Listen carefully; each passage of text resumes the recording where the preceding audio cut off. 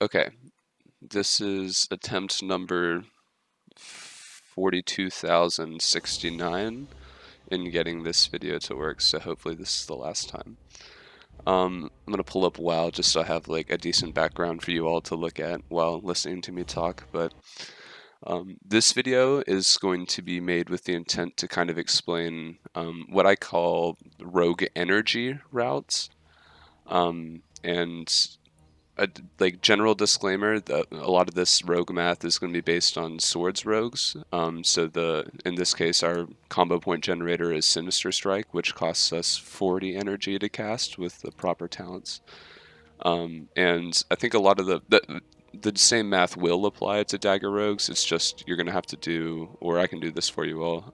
The math will be slightly different since your combo point generator is backstab instead of Sinister Strike, and they have different energy costs. So the math will be slightly different, but the general concept still holds, and it's a really important one. So basically, the whole idea behind energy routes is that you can plan out your entire ability, like rotation. It's not even a rotation because nothing about rogues are like rotating through the same things over and over again. You have different routes based on your current amount of energy and your energy regeneration rate, if it's the base rate, or if it's the adrenaline rush rate, which is 2 times, as well as the current duration on your slice and dice timer. So as a rogue in general, and especially as a swords rogue, your autos are your main source of DPS, and you should always have slice and dice going, period. If it ever falls off for whatever reason, if you're trying to, save a combo point for a bigger eviscerate, it's not worth it. You will always lose out in the long term letting slice and dice fall off, period. And any notion otherwise is blasphemous and incorrect. So, yeah, so we're going to go right into it. So the first energy route, and the only one we're going to talk in excruciating detail about, is the opening route because it's the most important for rogues.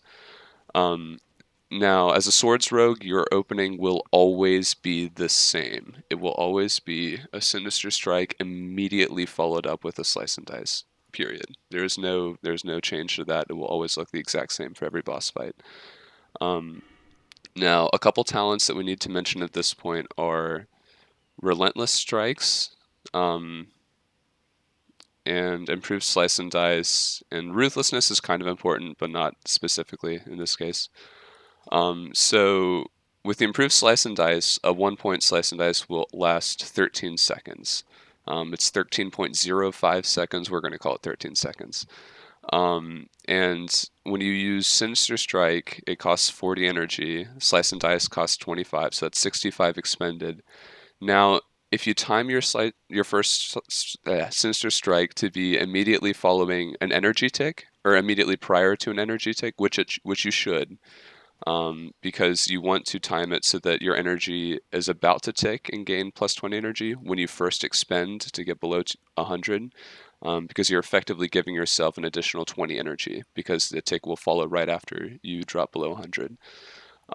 So your opening then will cost 65 total energy, and you're effectively starting with 120 if you do it correctly. So you'll drop to 55 energy, which is when the Relentless Strikes talent comes into play. So if you're doing a 1 point Sinister Strike into Slice and Dice, then you have a 20% chance to gain 25 energy. So 80% of the time after your opening, you're going to have 55 energy left.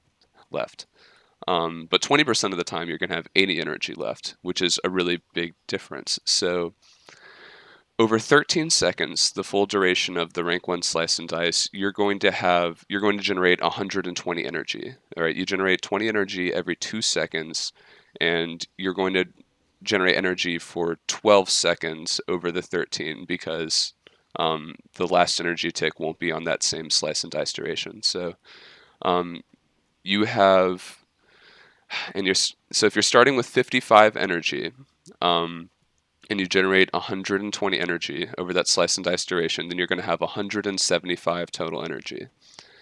Now, if you wanted to try to fit in 4 Sinister Strikes, that would leave you with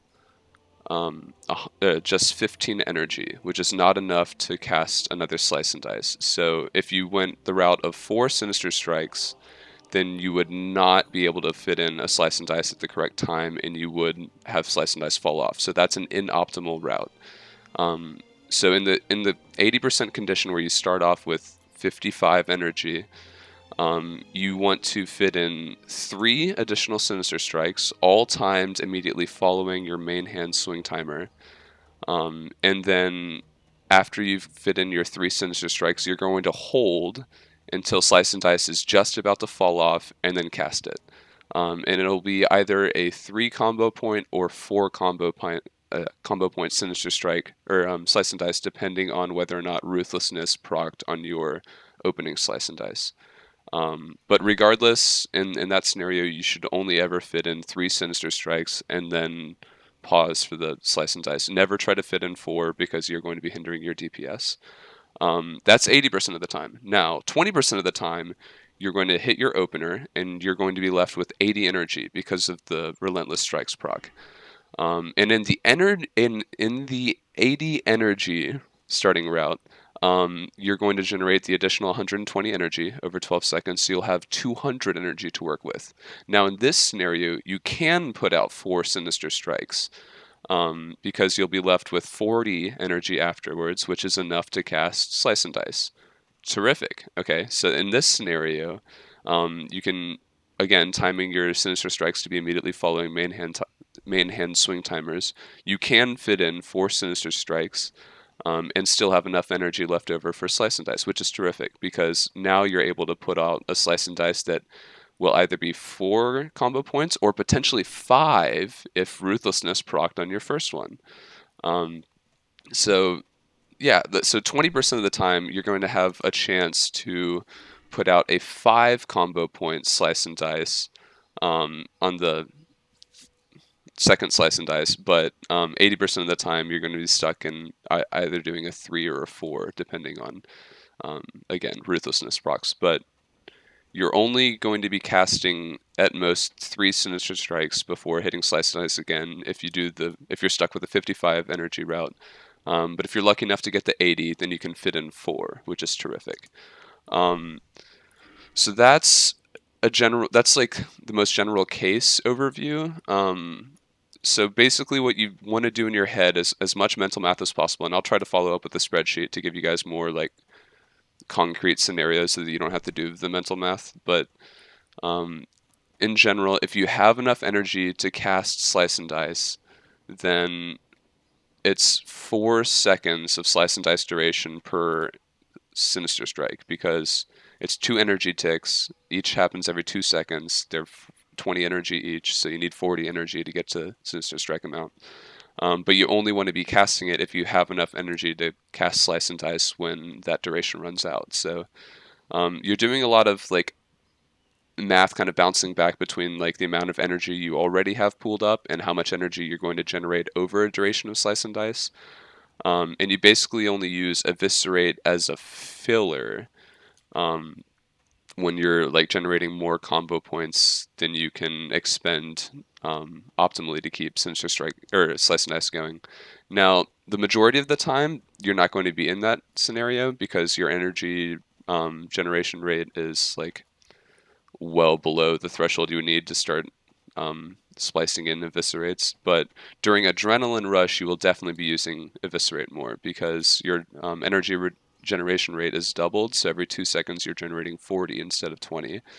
And in this scenario, you're getting a Sinister Strike every 2 seconds instead of 4. So everything is doubled or halved, depending on like what the actual mathematical relationship is, if they're inversely or directly proportional. But don't worry about that word mumbo jumbo I just spilled out over the last 10 seconds. Basically, just know the numbers are doubled during Adrenaline Rush, and that's when you're going to be optimally using Eviscerate because you're going to have a lot of scenarios where you're full on combo points, but Slice and Dice is nowhere near falling off. The last thing I wanted to talk about was optimal usage of Thistle Tea. Contrary to popular belief, you can use Thistle Tea whenever, including during Adrenaline Rush, and not be at a DPS loss. It's more of a latency thing of whether or not you can optimally use Thistle Tea during Adrenaline Rush, because you got to be really careful not to clip a 40 energy tick. If you do, you're fucked, because that's effectively wasting a Sinister Strike. But um, you can, during Adrenaline Rush, pop Thistle Tea at the correct time and then still be able to get out of Sinister Strike or whatever combo point finisher before the energy tick comes back around. So in general, you want to use Thistle Tea when your energy is on a multiple of 20. So it's you either see a 20, a 40, a 60, or an 80, or something, or one of those with like 5 or less. So like 25 to 20 would be good, 45 to 40, 65 to 60, 85 to 80, etc. Those are all optimal times on when to use, or when to prepare to start thinking about using Thistle Tea.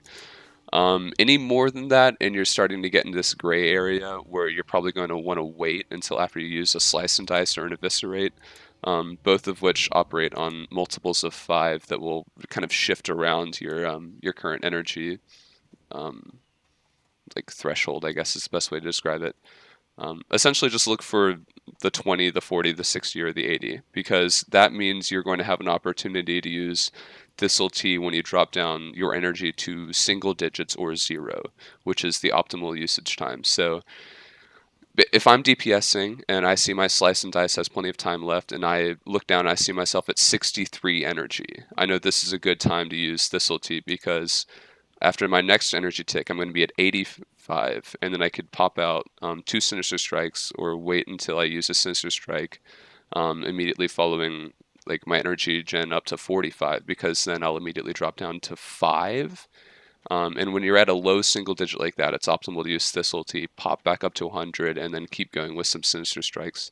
Um, you can use any energy consumption move following Thistle Tea, um, as long as you're not in Adrenaline Rush. If you want to be the risky, balls blazing son of a bitch that uses Thistle Tea during Adrenaline Rush, you need to make sure that, again, it's you use it when you're at like low or single digit energy, and then you can only follow it up with a Sinister Strike, because otherwise you're not going to be using 40 energy, and there's going to be like potentially through talents generating more energy, and then Adrenaline Rush generating 40. You're going to be taking off, like you're going to be cutting off some energy usage, which is suboptimal. So if you want to use Thistle Tea during Adrenaline Rush, it has to be when you're still Sinister Striking, and also at the optimal time. So um, general rule of thumb, it's probably better to use Thistle Tea during a Sinister Strike phase, like when you're still generating combo points and Slice and Dice is not about to fall off.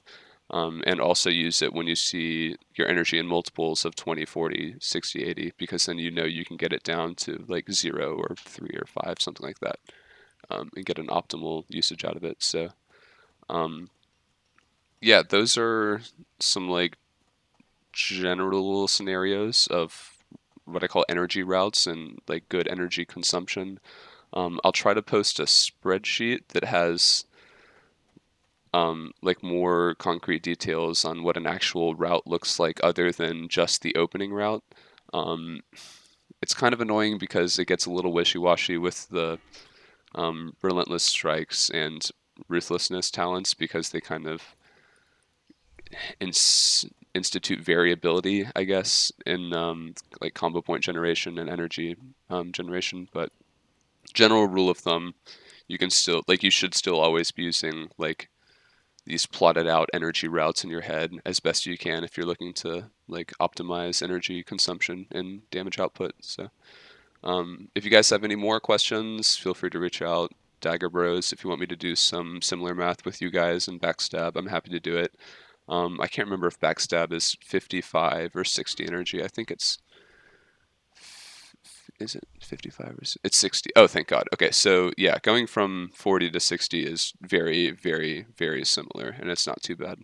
In general, you guys will have like less overall combo point generation, because unless you're running Seal Fate build, because it's 60 energy per combo point instead of 40. So you guys will definitely be eviscerating substantially less and should instead just prioritize like keeping slice and dice up all the time and then just backstabbing for filler. And I doubt you'll ever be in a scenario where you want to cast Eviscerate other than like during Adrenaline Rush, if you're running that build, or like a Thistle Deconsumption potentially. So yeah, that's it for this video. Hopefully it went pretty well. I don't know. This is my first time making a video for you guys, so hope you all enjoyed.